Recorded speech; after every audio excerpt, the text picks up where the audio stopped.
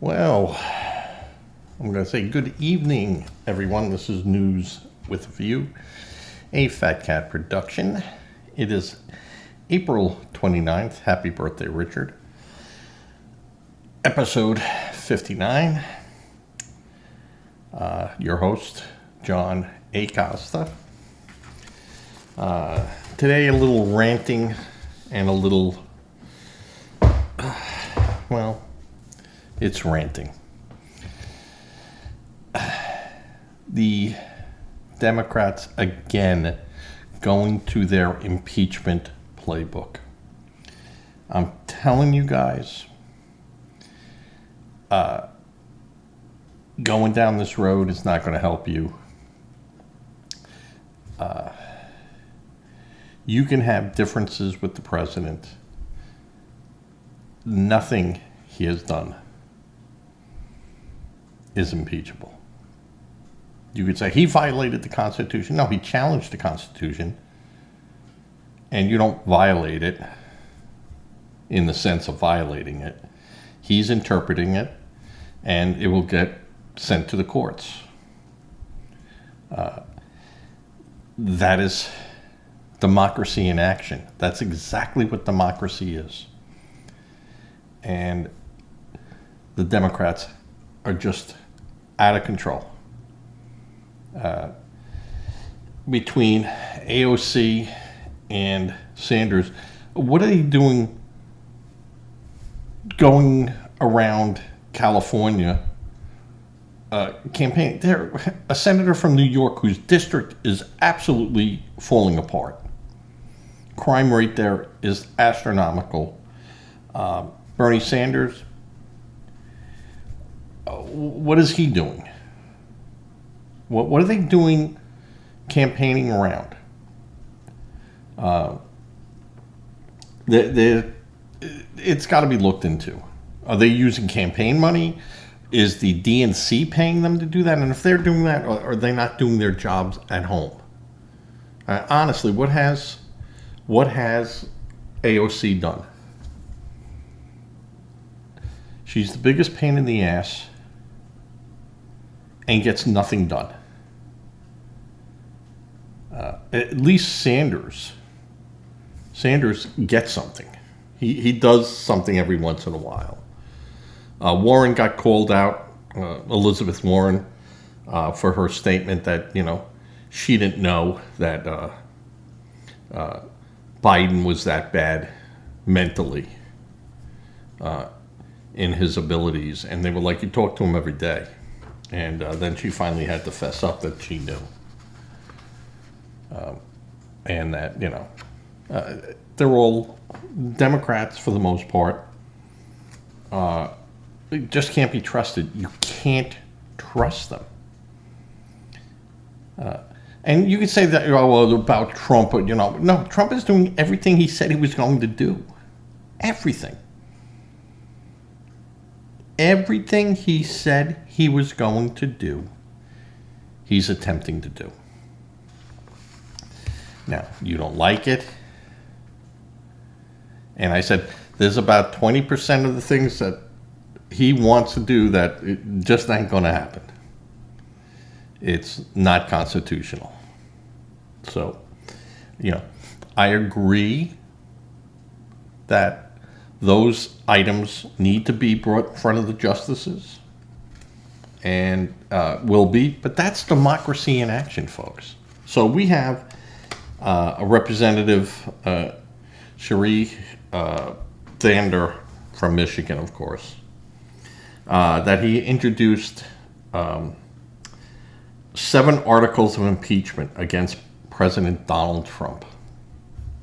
Now, you look at this stuff and you go, what are you doing? None of this stuff that he brought up. And he brought usurpation of appropriations power, abuse of trade powers, and international aggression, violation of First Amendment rights, creation of an unlawful office, bribery and corruption, and tyrannical overreach. Now, this guy's a joke. And if this guy was back in India, he'd be pushing a cart. Oh, horrible, terrible of me.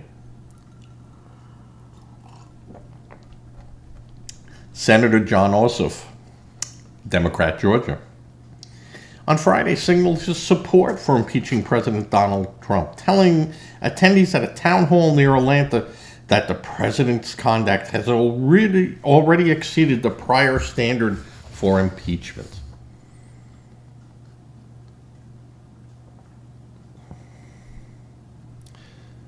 Yeah, more bull.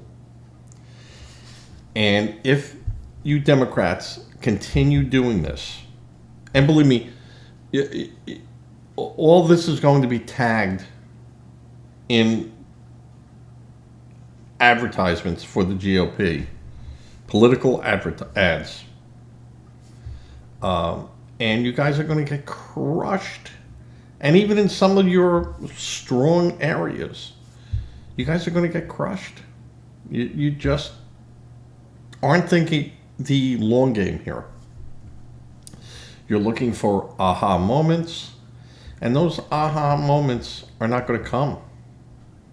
And the ones where you say they're going to be, this is earth-shattering. It's not. It's not.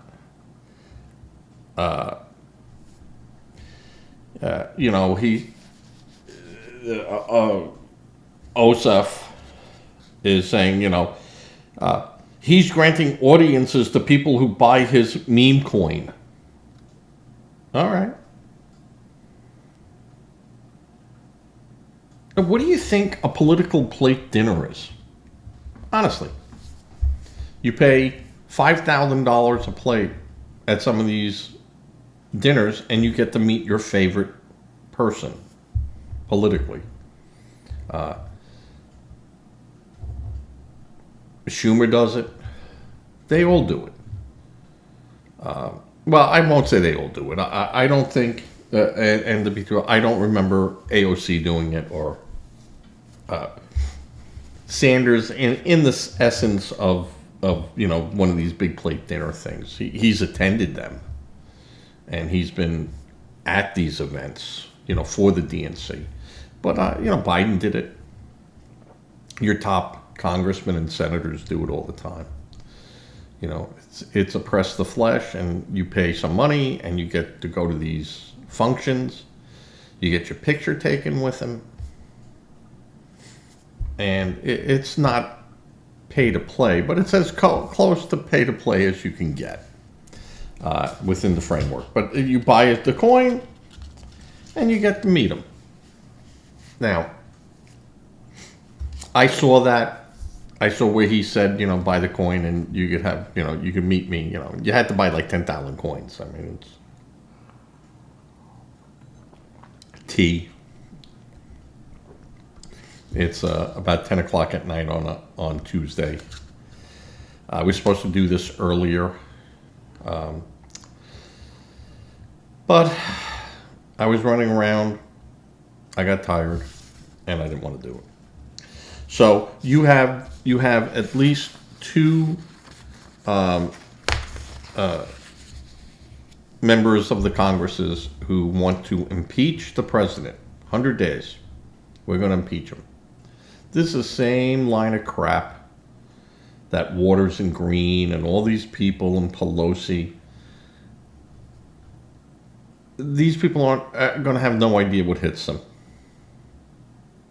They think they're being cute and they're being relevant, and they're just really pissing off their own base. They're getting on TV. You Democrats are cursing, yeah, F the president. What are you doing? What are you doing? You think that's going to attract people that you've already attracted? All you're doing is catering to your own choir. You're preaching to your choir. This isn't going to run out and get, hey, I'm a Republican and I heard the cursing that was going on by some of these Democrats, and you know what? I'm gonna follow them. And when these politicians come down to cursing, that means they have nothing. They have nothing but that. They have no plan. They have no concrete suggestions. And so they get frustrated. And the only thing they can do then is go into their curse bag. And it's not a good move. It really isn't. Schumer did it and he thought he was going to be tough. And, I mean, it's just stupid. It's lame. It's lame if a Republican did it. It's lame. You're just showing you have nothing. And, when people start cursing when you're trying to give them facts, at that point you have won your argument. Because they have nothing to come back except, to curse at you. And, of course, the Democratic and liberal and progressive mantra is yell louder. That makes us more right. That's the correct thing to do. And because people go, I'm not even going to put up with you. I'm going to walk away from you. And, but Americans have had enough of turning around and walking away and taking the high road. Not doing it now. This is how President Trump got elected. And you're going to go after him and try to dismantle what he's doing. And all you'll do, mind you, all you'll do is slow him down a bit. And when things don't work, then he goes, listen, I was striking when the iron was hot, trying to do this when it needed to be done. And I was prevented by that guy, that guy, that guy, and that guy. And this is why it didn't work the way I needed it to work, which the courts turned around and said I can do. And they screwed it up. And this is the same playbook that the Democrats do. We'll slow him up. We'll make him so he can't do it. Or if he does it, it will be, what he didn't want to do, and we cut him down. And I think this time, guys, and like I said, there's about 20% of what he wants to do, he can't do. And I've said that from the beginning, that, there are certain things that he just cannot do. And that he's going to get pushed back on, and should get pushed back on. And things should go to the robes. And just because it goes to a district judge, who is the lowest of judges on the totem pole, doesn't mean they won the case.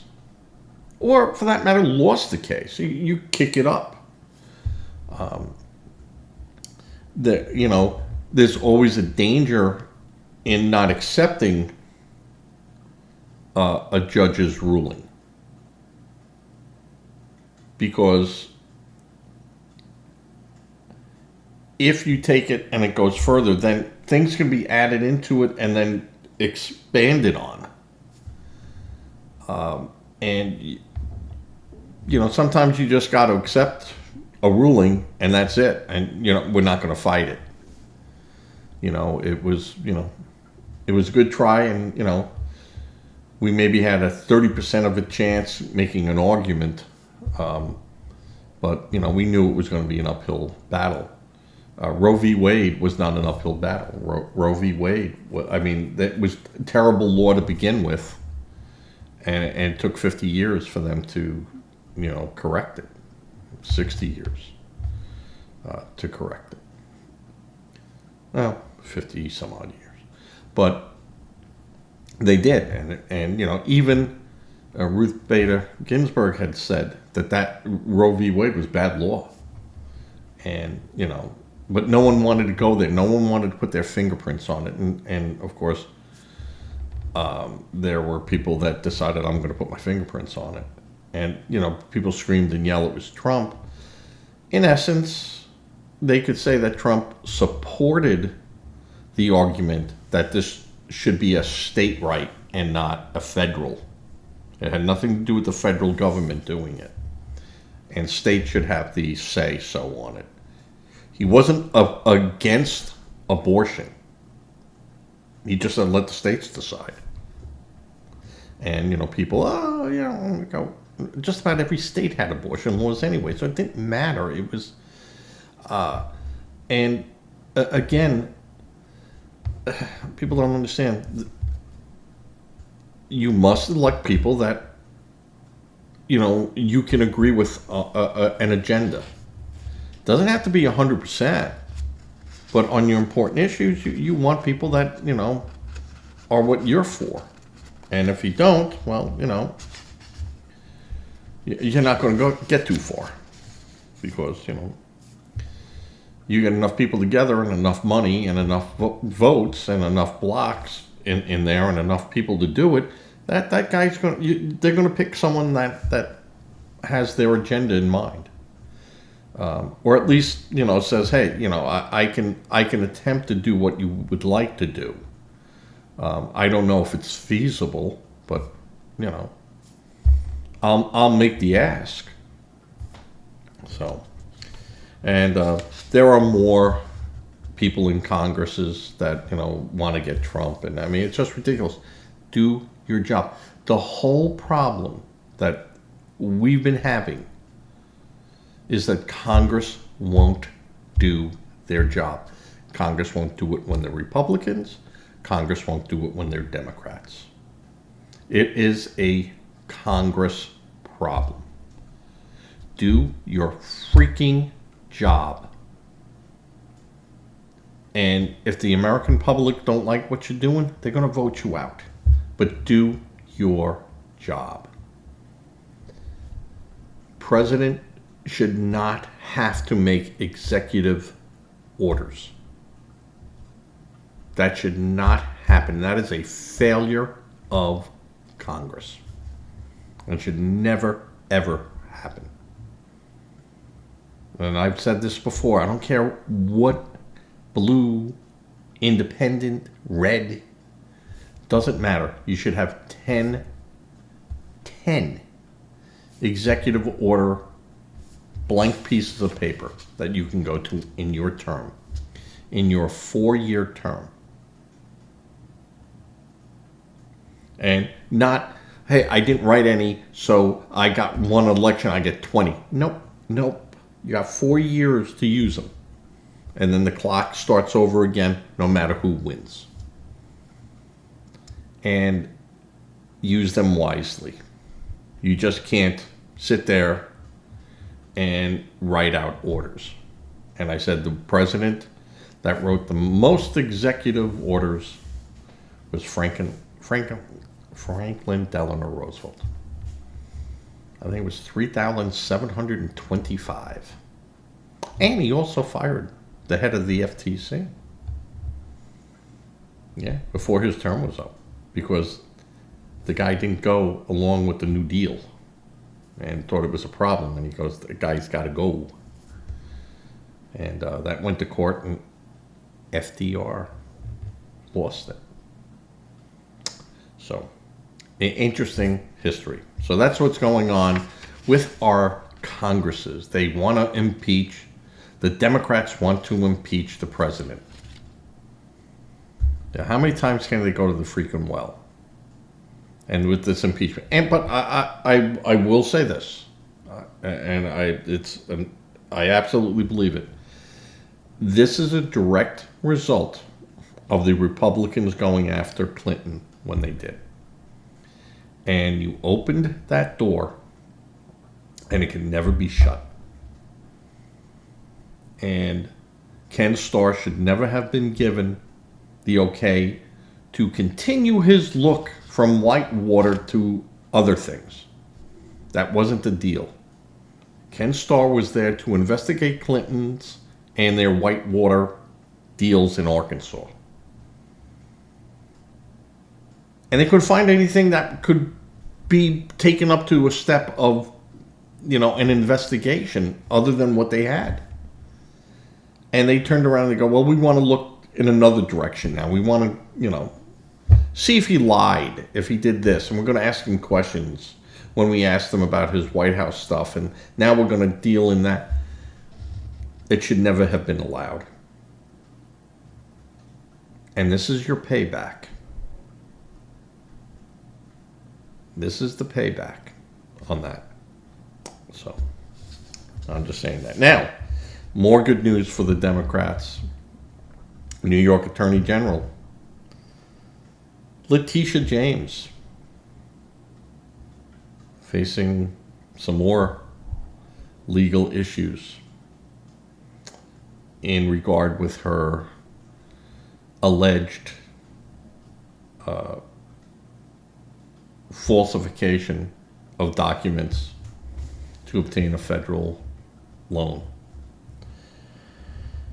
So the complaint through the American First Legal, AFL, it's another right-wing group, just like the left has their left-wing groups and stuff that file friends of the court and go after these people. So they want her ethics to be looked into, and that can pose a problem for her, because now she has to go on record on saying things, but she has the right not to say anything about it. And the Fifth Amendment, if I was her, Fifth Amendment all the way.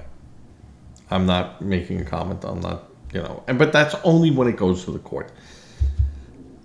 Her comments to anyone, to the broadcasters or the public in charge, meaningless. She could lie through her teeth. She does.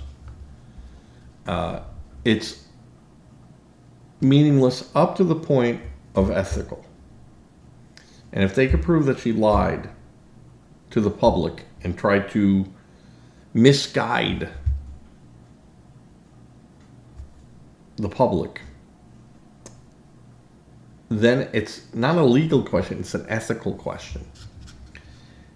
And that she can't untangle herself from.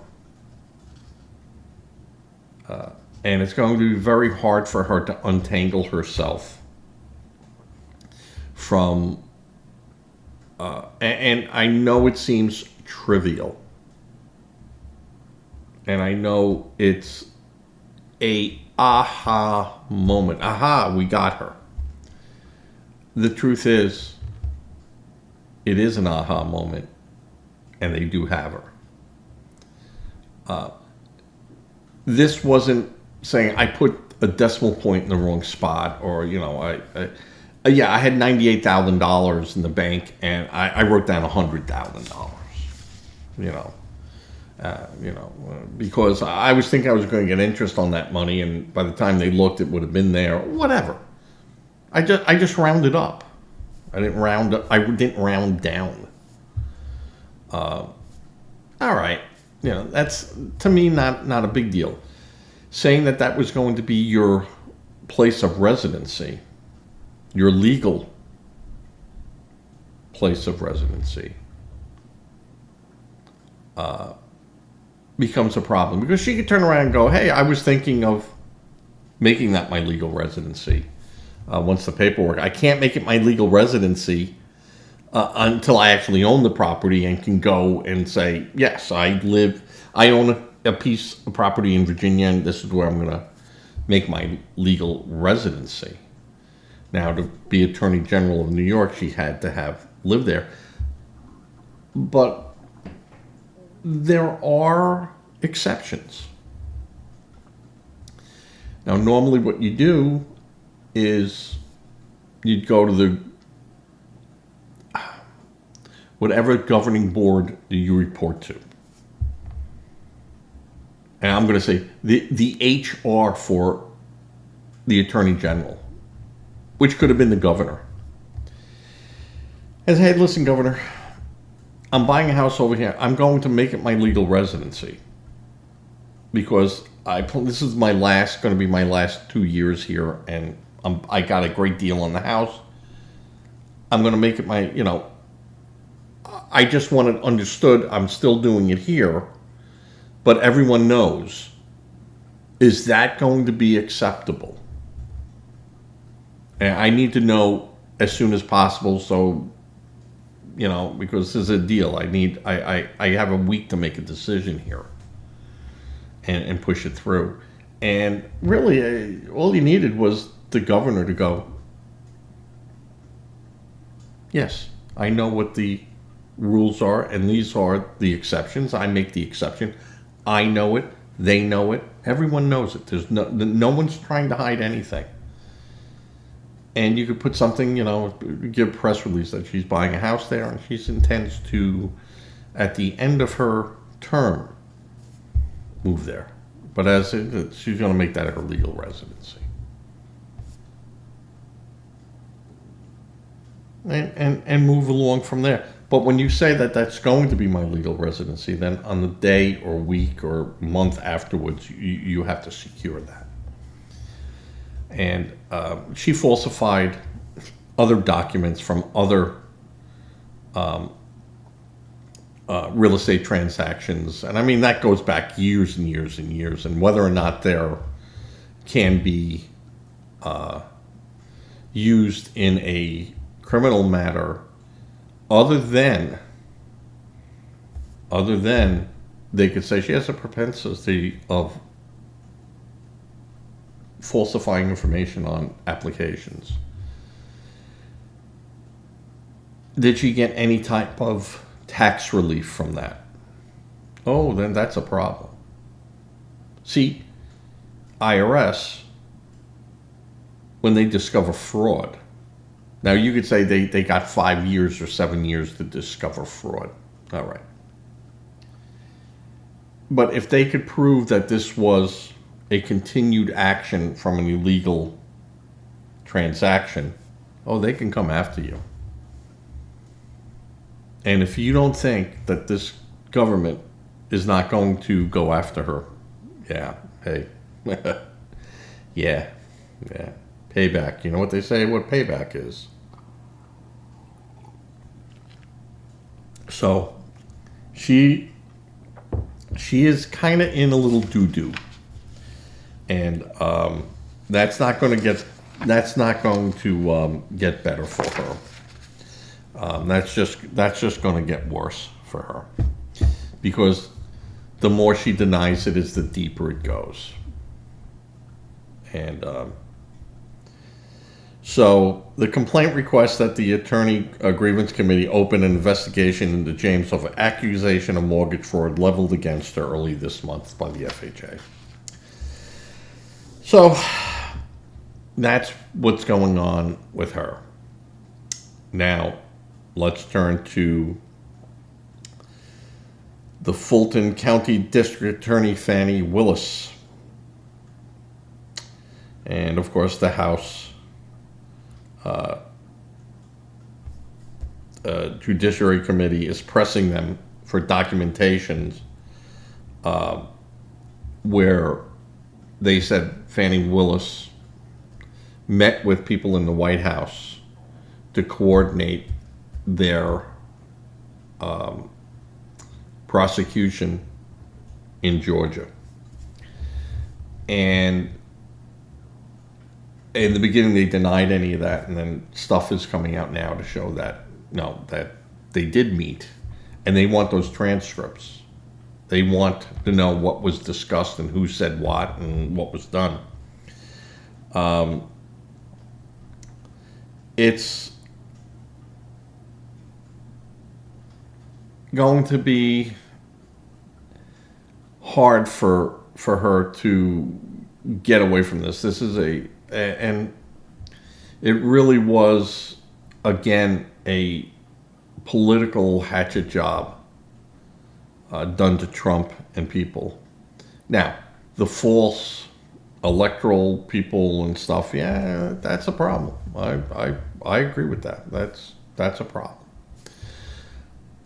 The president calling up and say, hey, I need those 11,600 votes. And there's a problem because we know what the voting was and we have our polling numbers and, they just can't be skewed that much. And then they go through, find it, and they find, oh, no, we have, but they were all these votes. And the only people they voted for was Biden. No one else that was on a ticket, no one else. And this ain't over yet with that. Trump has 4 years to make his case. And believe me, right now he's striking where he needs to strike. And in the meantime, they got people working to discredit the whole lot of them. The whole lot of them. It's crooked. And they'll prove it. So, the Judiciary Committee has some power to demand this stuff. And,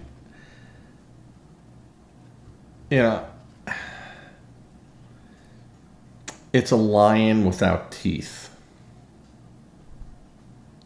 Because even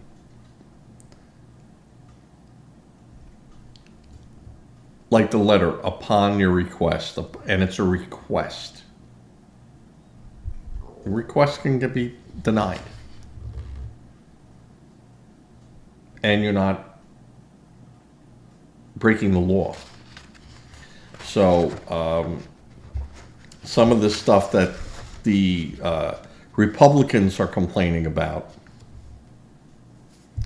that's just a matter of normal legalese, back and forth, and no one's violating anything. The committee makes a request, and either they honor the request or they go, no, we're not doing it. Then the committee has another avenue. They could go and ask for a subpoena, and then the other side can go, yeah, you could ask for a subpoena. Go ahead. We're going to fight it. We're going to challenge it. You had no right asking about it. It did not, blah, blah, blah. They'll go back and forth with their legal mumbo jumbo. Because that's what they do. And, they're all pretty good at it. I thought the Williss should have been removed from her position. She lied. And, to me, she has a major problem on the ethical, and they should go after her that way. And again, it's not over yet. It's not over yet. And I think that where there's a lot of people looking for their pound of flesh, and you got to be careful when you ask for a pound of flesh because you don't know where that's going to come from. And it could be from people that you never thought was going to have to give up a pound of flesh. But and I have stated here on many, many of my podcasts, I'm not locked in step with any one person or party. I'm not locked in step with them. There are times when you have to step out and go, whoa, where are we going? Yeah, I'm not going down that road. And there's other ones where, I'll follow you wherever you go. But I'm a believer in that. I'm a federalist. If you can make an argument that it's constitutional, you should have the right to then put it forward. I don't like challenging the Constitution by making an action and forcing it. But sometimes that's what you need to do. Sometimes you need to force an action to get an answer or to get a correction. It's like sometimes, something happens to a bone and they have to go and break it and then reset it, and then you're healed. Well, the same is true in essence with the law. Sometimes you have to challenge it to get a result. You just can't go to the court and go, I'm not happy with this. You have to actually have an event and then go and do something and challenge it. The Alien Enemies Act. Yeah, the courts are going to rule in Trump's favor. And I can't see them not ruling in his favor because the law is written as such that it gives the president the power. Now, if you're not happy with that, people go to Congress and change it. That's where it needs to get changed. We got the act right here. You're not happy with it? Congress are the people you should be complaining to, not the courts. It's very clear. President Trump and his 14th Amendment. Now that is people have brought this up before, but no one wanted to take it to the court because you take it to the Supreme Court and challenge an amendment or a paragraph in it. It's not the whole amendment. He's not arguing that. He's arguing birthright. And you lose it. Now, that's it. It might take 50 years to undo that. But the 14th Amendment is, like I said, a huge difference from Roe v. Wade, because Roe v. Wade, there was never in the Constitution about abortion. There is certainly wording in the Constitution about birthright. And it's arguable in the wording from both sides. You can take both positions. But if you look at the intent and you look at the word sovereignty, that is where it's going to be. The intent. And the intent was to address the slavery issue because those people brought over did not have the sovereign right to give up their birth nationality, wherever country they came from or whatever, that they couldn't go there and they go, we are seeking immigration in the United States. They were brought over in chains. They were never given the opportunity. As such, their children who were born here, were born of the poison fruit. And that needed to be addressed. So where the abolishment of slavery was, and then the 14th Amendment stepped in and said, this is because the 13th Amendment did not address it. And it needed to be addressed. That, the children of slaves that were brought over here needed to be addressed.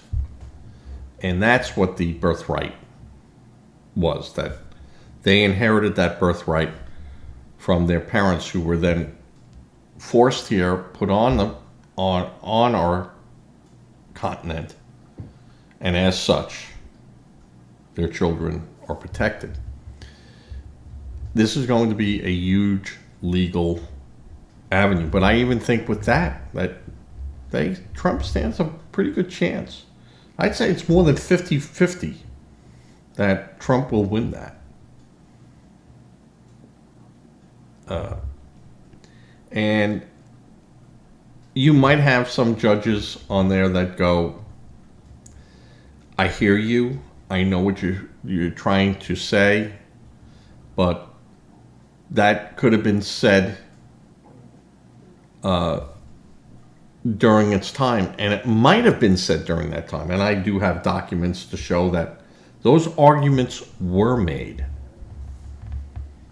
and the express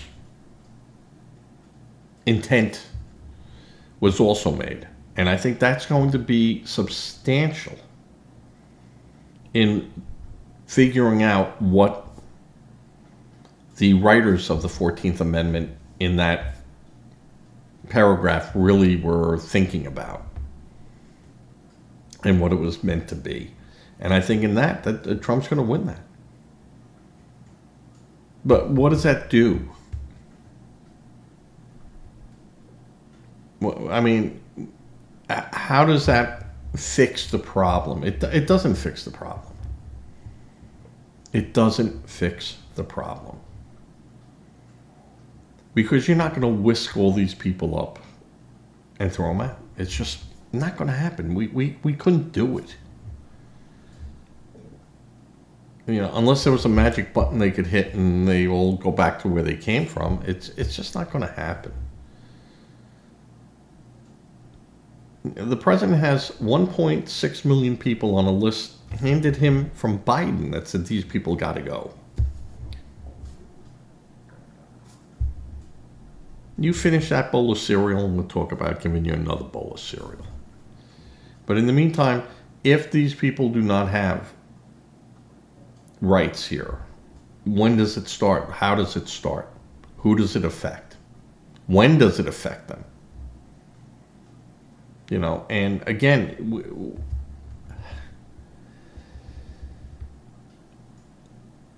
there is no game plan. But the truth of the matter, there is a game plan, and that was called the current law. And without a game plan to change that current law, the law stands as written. And you don't need a game plan because you have the law. And again, you're not happy about that? Who's to change that? Congress. Make Congress put their fingerprint on it. Stand up, Congress, and do your job. And if your constituents tell you, hey, we don't want to see people thrown out, and it comes from the red side and the blue side, and it's the people. Because remember, when you're elected, you represent all the people, not just your Republicans or not just your Democrats. Everyone gets represented. And if you hear the people going, we don't want to see people, we want to see a path for them. They're here, they're working. They have children that are 25 years old here now that have children. What, are you going to scoop them all up and throw them out? Now, in the last couple of weeks, we've seen where mothers and fathers were deported and they took their children with them. And they go, they're citizens. Yes, they could. Right, as it stands right now, you can make the argument that they're citizens. Those children are citizens. And as such, the parents have a right to take their children wherever they want to go. And Rubio had said, hey, they want to come back? Come back. You know, is there grandma here? Is there someone to take care of these children? Or are you just going to abandon them? So there are laws that take care of it. So you really don't need to have a plan because we already have a plan. But we have to come up with something to say that if you're not a criminal, and if you didn't come in and you weren't documented, we're only talking about undocumented people here, not documented ones. And when I say documented, not that they were caught here and then Biden turned around or Obama and said, we're going to everyone, boom, boom, blanket, okay. No, you can't do that. We have a law. If you want to change the law, have at it. But you didn't. So an executive order can be overwritten by an executive order to go, that's no longer the case, they're out of here. And that's exactly what Trump is doing. And that's the problem with executive orders. And they really only truly apply, in essence, as the law to the executive branch. Everyone else, not so much. So it's a huge problem. And again, I haven't heard from either side on a plan other than, the Democrats saying, no, they're here, they stay. They're citizens. We're going to treat them like citizens. And the Republican side going, nope, they're not. They're here illegally. They get nothing out the door. That's a stance. That's not a plan. And we need a plan.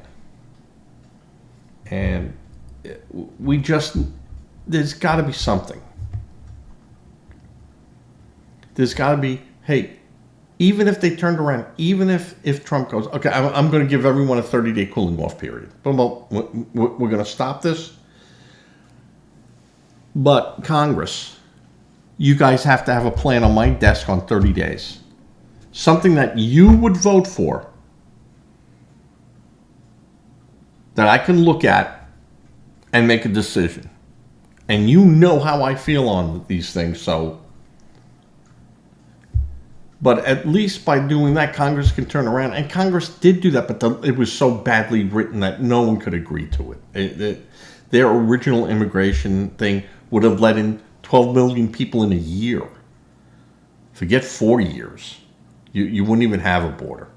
So you can't do that. You can't have a policy of not having a policy. You can't do that. It's not a policy. You have to have something that is brought in there that has common sense. Trump responds to common sense. Democrats, you got some very smart people on your side. And Republicans, you have some very good people on your side. Think a 30-day, 45-day. Guys can't come up with something that, the president can turn around and go, I can live with this. If you guys can pass this and it looks good and there's, we set up a path and we do this and it actually gets done and none of you challenge it. None of you. You go to your judges, we go to our judges, we go to our people and go, no, this gets passed. This is what's going to happen. And we all understand that. And we'll make it work. But if you challenge it, if you turn around and some district judge in Wyoming turns around, or some district judge in New York turns around, he goes, you blow this up, then I will executive order you to death.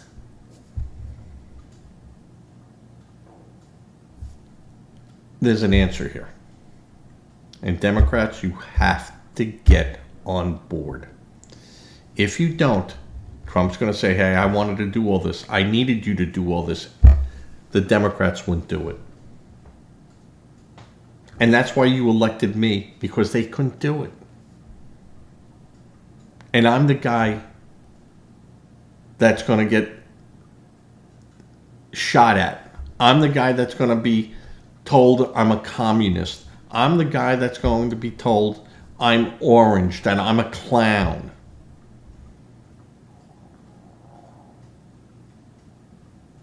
But I'm the guy that's going to do this. Because you guys won't do it. And if you won't do it, then my rules. Everything I want. And that's not a good way to go. And I keep saying, Democrats, get on the bus. Get on the bandwagon. Get on it. Because as of right now, you're underneath it. And you're not even on the side waving to it as it goes by. You're underneath that wagon. And you're getting run over. And you want to sit there and fight with them and curse and scream and run around to states where you already have the vote. California, they're running Sanders and AOC. We're rallying up the troops. You won California. You're not doing anything. You're out there collecting money. You're shills. You're a shill. So, told you I was going to rant. I warned you, Bob. I warned you that I was going to rant. All right. My next item. Little blurb in the paper about this television company called CBS. And this little show that they do called 60 Minutes. And this guy, William Owens, a producer,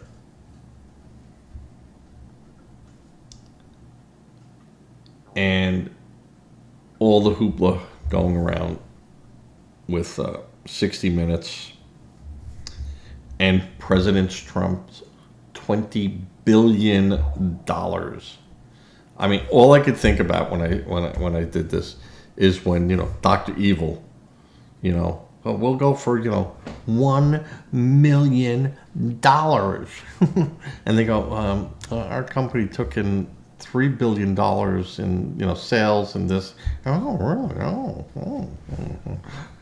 Hey, give me a freaking break. I've been in a coma. And that's what it kind of reminded me of. And then go, okay, we'll go for $1 billion. Yeah, it's almost the same thing. But in Trump's case,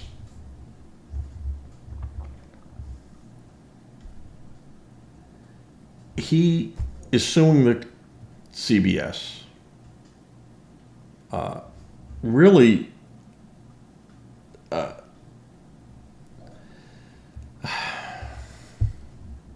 it's hard for me to say what he's suing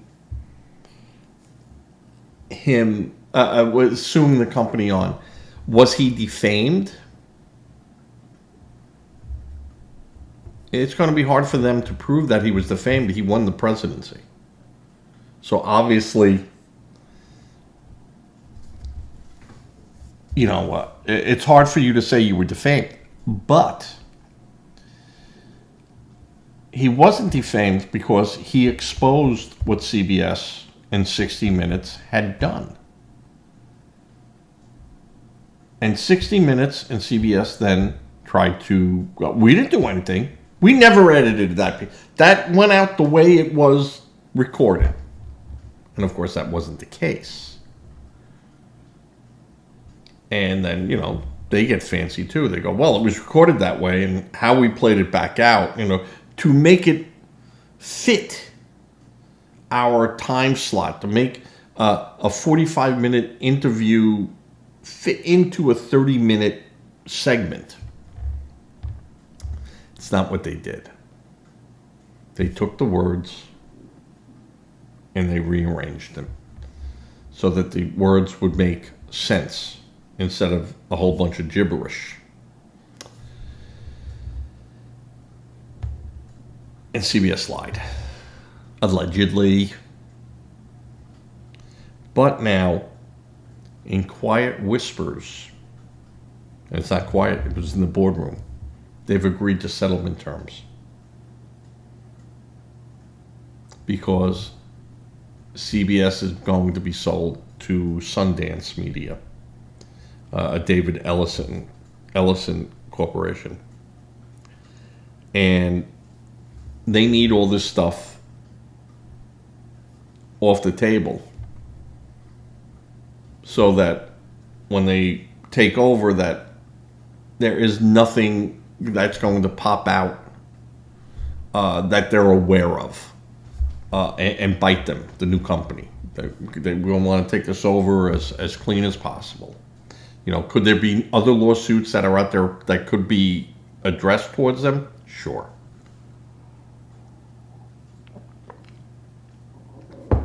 But this is a very big case because the integrity of 60 Minutes and the integrity of CBS, again, is called into question. And apparently CBS knows this. Sherry Redstone had come out and made a really good statement. I thought it was very good. Now, with that, William Owens, who was a producer for 60 Minutes, 30 some odd years, realized that, you know, hey, someone's got to fall on the sword. It's going to be me. And then in a closing statement by veteran CBS newsman Scott Pelley, came out and chastised the CBS Corporation for forcing Owens into a corner where he had no place to go except to resign. And that, Pelley said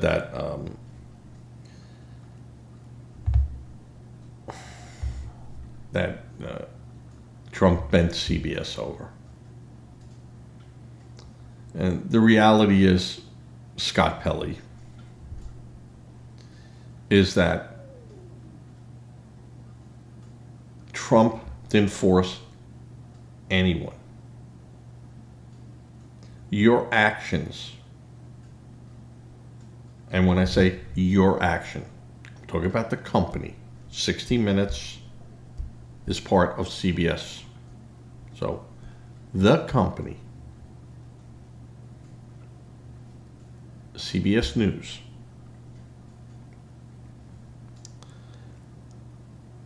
instead of saying to the Harris entourage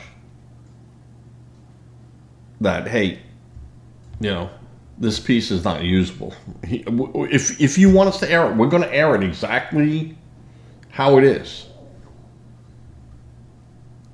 And they turned around and said, no, fix it up. Can you do this? And can you do that? And 60 Minutes turned around and was like, yeah, we can do that. And they sat down with them. And anyone that says that there was not a representative from the Harris campaign that didn't look over that final piece and go, yeah, that's perfect. That's exactly what we wanted her to say. And you put all the words back in an order. Well, you can't do that. That's not an interview. That could have been an advertisement. And that's fine. But this was supposed to be an interview. And it wasn't an interview.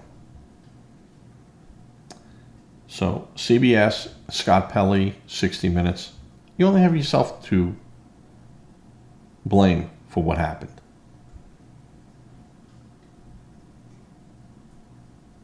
And you don't want to fess up to what you did. You don't want to take the responsibility of what you did.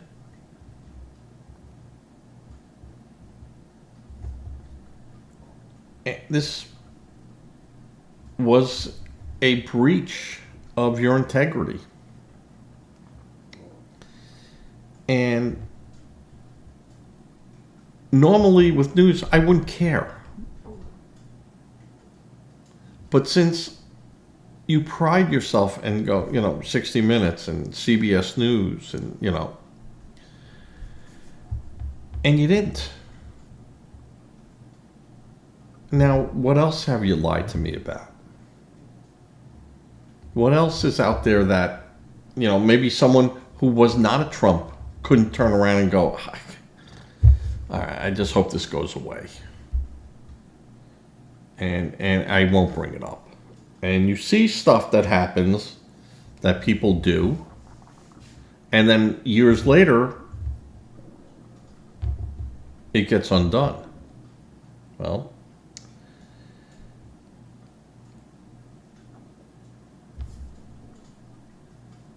Pelly complained that 60 Minutes is now, or the news, or the show is facing increased corporate oversight. Well, yeah. You're dealing like with a teenager who snuck out their bedroom window to go out that night, and now you're going to stand in front of that house every night and watch. And if you don't go out the window, or you don't go out the door, or you don't go out a basement window, or cut a hole through the roof, you're going to be just fine. Try to climb out that window, you're going to see how unfine you will be. And this is what Pelly's complaining about. That shouldn't be. Well, you shouldn't have lied. And that's the bottom line. You lied. And you could jump up and down with your what-isms and what-about-isms and, Trump lies all the time. Well, yeah. And you say it all the time, so we know.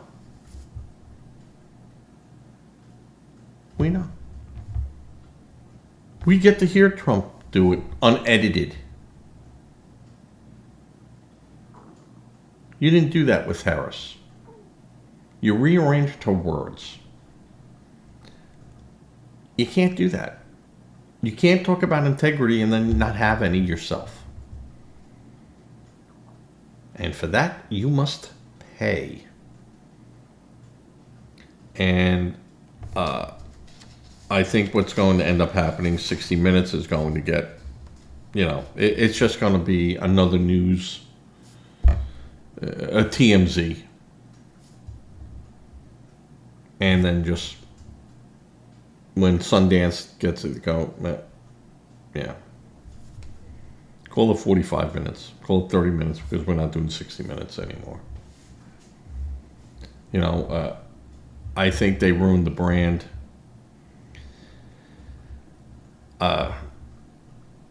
There are so many people out there doing these type shows that, 60 Minutes was the people. You heard it on 60 Minutes. There was a good shot that they got it right. You can't say that now. You can't say that. And the amount of really misinformation and just the lying.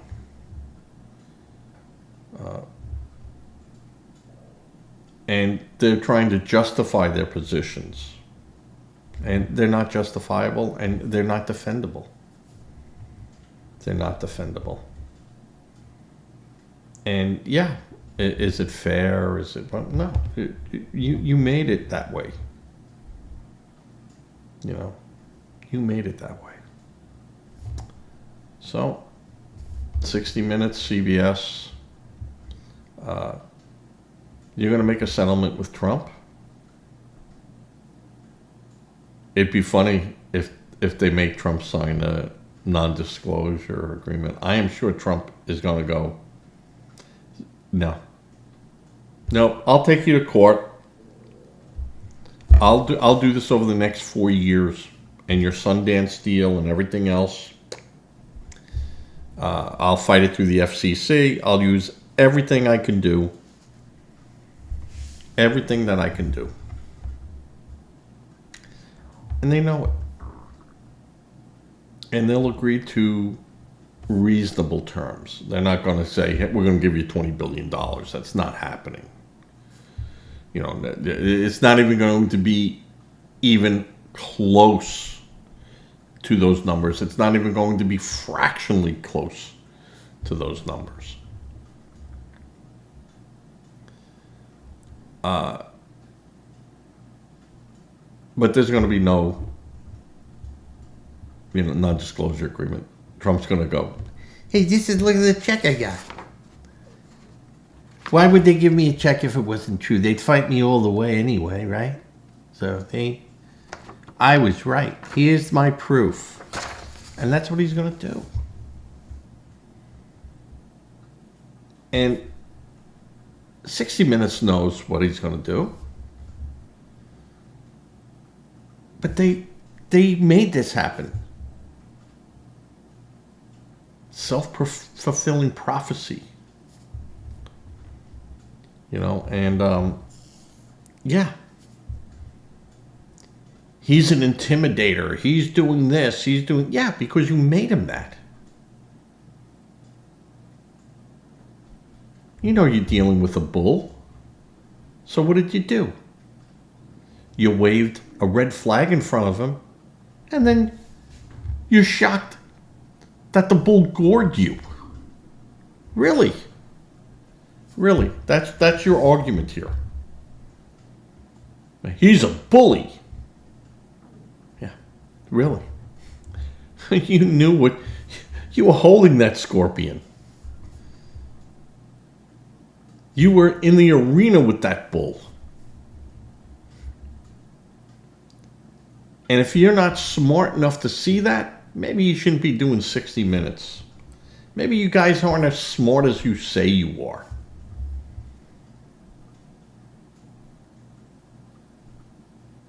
Because Helen Keller could have seen this coming.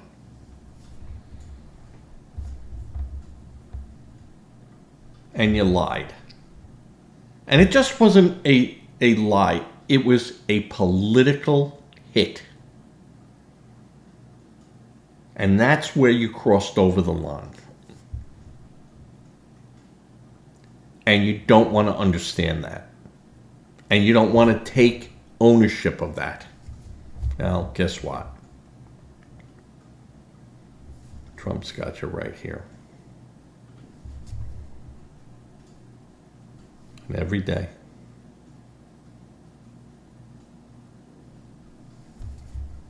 Until you say enough. We'll settle with you. Leave us alone. Let this go in. 60 Minutes is going to be watched. You're not going to have to deal with this crap anymore in your time, And the problem goes, Trump gets to say, I was victorious. I told you. This is again, I'm right, they're wrong. He will get that moment. And, do what you want with it. But he's going to have that moment. And he's going to run with that. And the people, his base, is going to say, hey, they try to screw Trump every step, everything that he does. They try to screw him. And they screw with lies. And they screw with facts. Like I said, when people go, no, the truth hurts. No, truth doesn't hurt. It's the lies that hurt because you can't defend yourself against a lie. But this time he did. He did that with the Russians, Hillary Clinton, The only one he couldn't do that with is the case where he went into a department store and physically assaulted a woman. And now it's not alleged. He lost that case. He's appealing it, and then he's appealing the appeal of the $480 million libel, which is again violation of your Eighth Amendment right. I'm hoping it's the Eighth Amendment. Cruel and unusual punishment. But these are all facts. And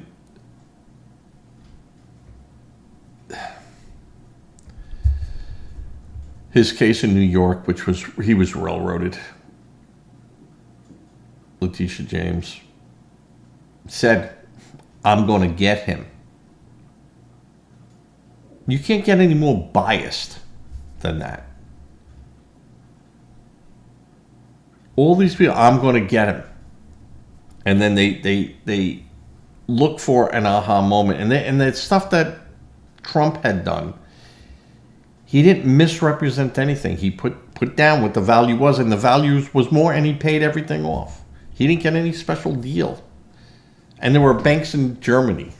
But of course, because they have branches here, the government could go after him in New York. And it was such a laughable case that it should never have gone as far as it did. But they wanted Trump to make a plea deal. And Trump wouldn't do it. I'm not taking a plea. And they probably would have pushed it to a misdemeanor or something, and not doing it. Because that's not what happened. And they found him guilty. And, I think that would have had a jury trial, they wouldn't have found him guilty. But, and again, he gets the right to appeal that. Or and he can appeal it. And, I think that everyone has that right. If you're found guilty, you can appeal. Not meaning that you're going to win, but you could appeal it. And I think there's enough appealable points in what happened in that court that judge was, there was some of the things that he allowed that no judge in their right mind would have said, we're going to go down that road. But that was because they all believed their own lies. That Trump would lose the election, they'd go after him, and they'd make an example. Go against the machine, this is what happens to you. Now they're finding out how that machine really works. Like I said, there's a clock on the wall. You might be able to tell time. But they're now going to show you how that clock works. And these people are in for hurt. And the people that were, well, they're nowhere to be found. And they're holding the bag. And they'll abandon these people as quick as they abandoned Joe Biden.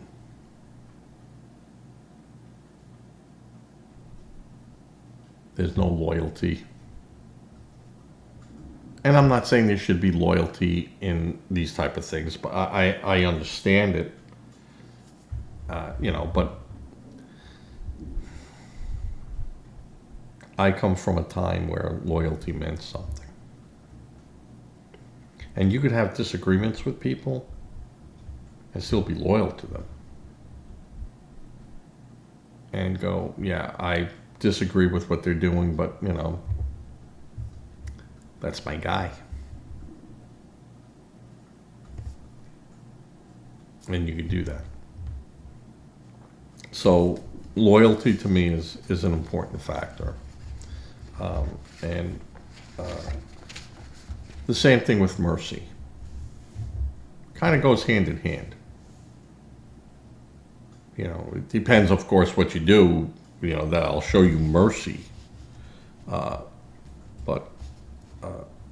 it goes hand in hand. And that all comes down to being reasonable and using common sense, which is lacking all over the place. Lacking all over the place. Okay, with that, I'm going to finish up because it is like 11:30 at night. I do not know if I'll get this done tonight, edited, and out the door for April 29th. But definitely tomorrow, at some time, it will go out. Whether or not I do it at 2 in the morning, I got a lot to do. The next, I probably will not do another piece until Tuesday. And today is Tuesday. I know I won't do one tomorrow unless there's such late breaking news and stuff. And I might do a 15, 20 minute, 30. I might actually put a timer here with a little clock going down. Because I have commitments for this week. And I do not think I'll have the time to do any of that, to do any of this. And this last month or so has been difficult in scheduling and getting my times together. Not for anything other than it's just busy. And, come June, I have graduations, I have other things that need to be taken care of. And I'm trying to see if I can do this while when I'm away or taking care of other things, and try to shoehorn this in. We'll see. We'll see. I'm always open to figuring stuff out and making it work. But with that, and I always say this, and I don't do it at the beginning of the show, and I wish I did, is to say hello to Chris and Rowan, Danielle and Paul, Cannoli. Again, I know I've said this before, and I'll explain all this sometime in the future, but I can't right now. But hello, good night. I'll be seeing you guys soon. I know I've been busy, and I know I haven't been in touch with a lot of the family. Brother Richard, again, happy birthday today. You've been through a lot in the last 6 months. And I'm trying to reach out to you. Got to pick that phone up, brother. If you're listening, give me a call. Text me. Let me know everything's okay. Usually I hear from the family in some form of communication. Not everyone, but,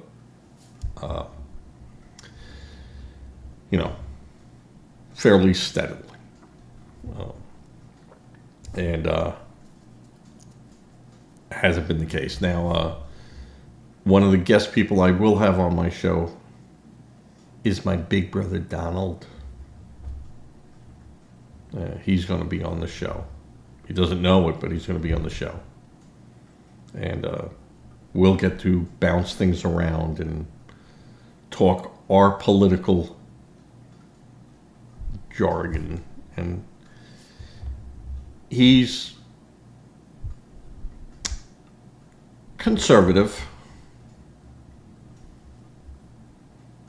but not like me.